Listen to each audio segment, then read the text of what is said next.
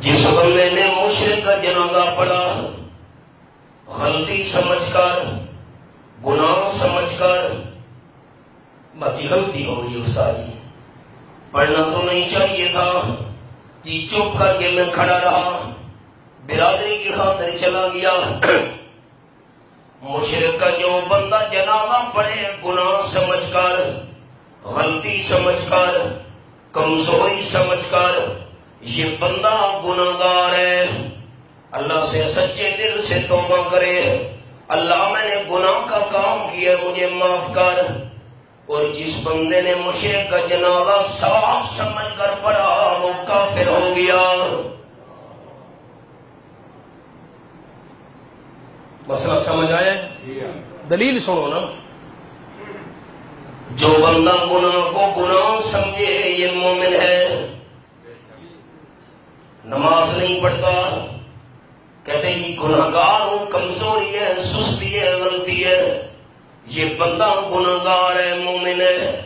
اور جو بندہ نماز کو نماز نہ سمجھے، نماز نہیں پڑھتا، خوش ہو رہا ہے، گناہ کو گناہ ہی نہیں سمجھ رہا، کیا ہو گیا میں نماز نہیں پڑھتا، اللہ کو نمازاں تے رکھیے، اللہ کو روزاں تے رکھیے، بڑے روزے نمازاں چاہیے ہوتے ہو۔ جو گناہ کو گناہ نہ سمجھے وہ کافر ہو جاتا ہے۔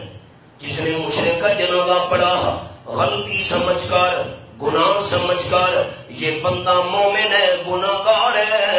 اور جس نے مشرک کا جنازہ پڑھنا گناہ ہے، گناہ کو گناہ نہیں سمجھا، الٹا ثواب سمجھا ہے، یہ کافر ہو گیا۔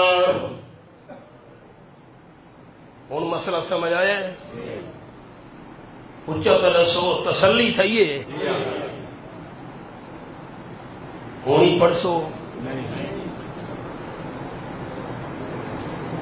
برادری پیچھے، دین پہلے، قوم بعد میں، قرآن پہلے، قبیلہ بعد میں، قرآن پہلے۔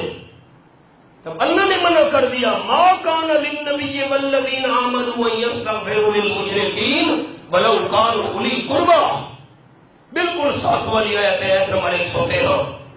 میرے محبوب صلی اللہ علیہ وسلم آپ کو اور جتنے بھی ایماندار ہیں ان کو اجازت نہیں کہ جس کی موت شرک پر آئی ہے اس کے لیے بخشش کی دعا مانگیں۔